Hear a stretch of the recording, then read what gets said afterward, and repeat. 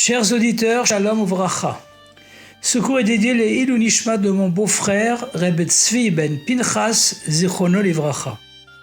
Ce Shabbat, on sera le Shabbat Parashat Pinchas, Shabbat Vachim Chodesh Menachem Av, le Shabbat où l'on bénira le mois de Menachem Av, et on étudiera le premier chapitre des Perkei Avot, commençant ainsi un troisième cycle. La Parashat Pinchas a 168 versets et a deux simanim, le Chalek et Ve'eli Pleu, ayant pour valeur numérique 168. Quel est le lien entre le Chalek et la Parashat Pinchas? D'abord, la Parashat relate le partage de la terre d'Israël entre les 12 tribus. Le Elu Techalek Haaretz, Bamidbar, chapitre 26, verset 53. On retrouve donc le mot Chalek. De plus, on apprend que l'un des petits-fils de Ménaché s'appelait Chalek, chapitre 26, verset 40. Donc Chalek fait allusion à la tribu de Ménaché.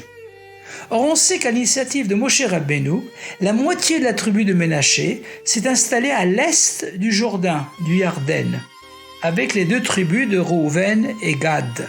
Et l'autre moitié de la tribu de Ménaché s'est installée en terre d'Israël, à l'ouest du Jourdain, avec les 9 autres tribus. Les Bnei Reuven et les Bnei Gad se sont installés à l'est du Jourdain, car c'est une région où il y a beaucoup de pâturage.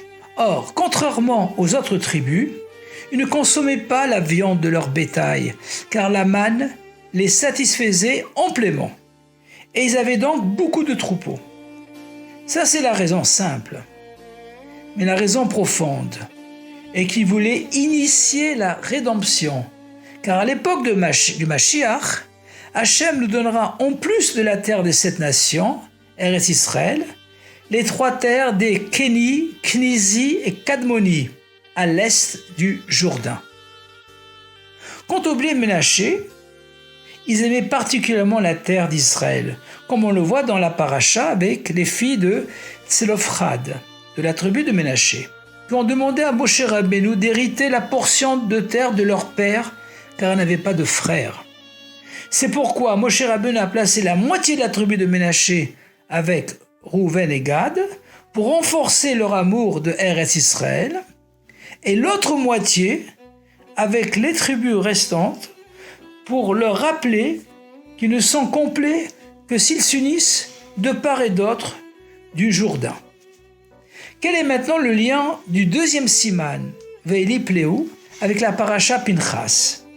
Dans les Chroniques 1 d'Ivrei Yamim Aleph, chapitre 15, versets 18 et 21, on apprend que ce dernier est un descendant de Lévi qui jouait avec une harpe à 8 cordes dans le tabernacle, dans le Mishkan.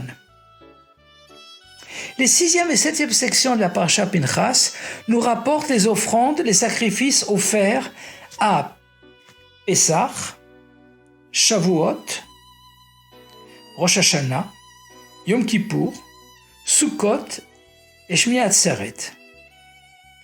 Or on sait que Pessah, Shavuot et Sukkot sont liés respectivement à Avraham, Yitzhak et Yaakov. Shmini Atzeret, la fête qui vient juste après les 7 jours de Sukkot, est liée à Yosef Hatzadik. Bien que Yosef soit une extension de Yaakov, il est en même temps distinct et unique.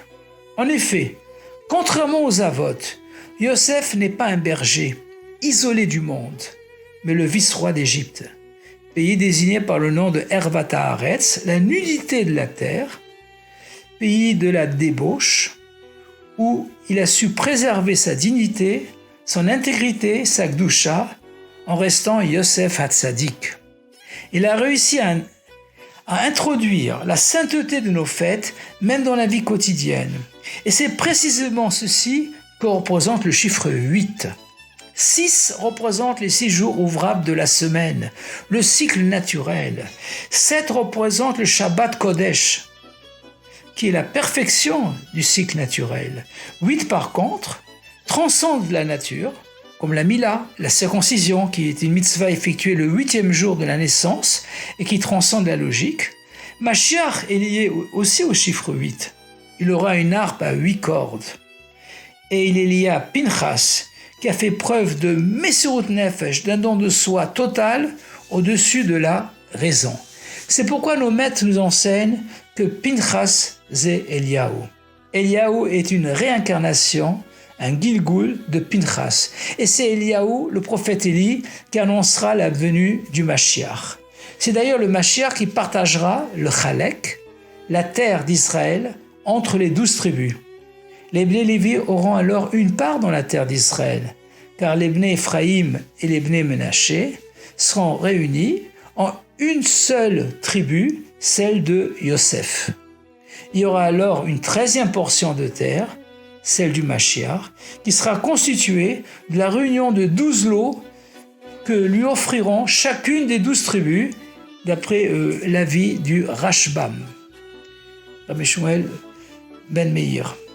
En attendant, et comme l'a dit le Tzemar Tzedek, un chassid qui voulait s'installer en Eretz Israël, Mardo Eretz Israël, fais de l'endroit où tu te trouves Eretz Israël, car en transformant chacun sa part matérielle, même en dehors de Eretz HaKodesh, on élève le monde entier et on déclenche la Géoula.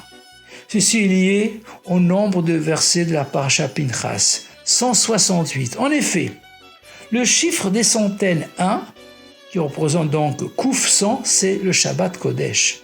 Le chiffre des dizaines 6, c'est les 6 jours ouvrables de la semaine.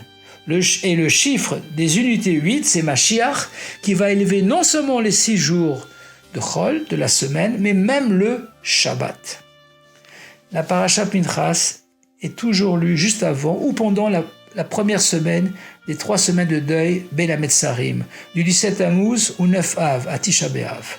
Du jour où les Romains ont percé les murailles du deuxième temple, à Jérusalem, jusqu'au jour de la destruction des 2 temples.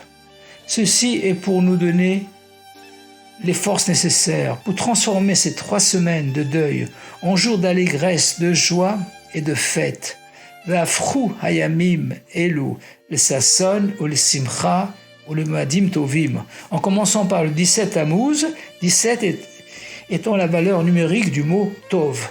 Avec le dévoilement du Rabbi Melech HaMashiach, Menachem Shemo, Miyad Mamash, Yechi Adoneinu, Morinu V'Rabbeinu, Melech HaMashiach, Yolam Va'ed, Shabbat Shalom, à Gute Shabbos, et à bientôt dans le 3e Beth Amikdash.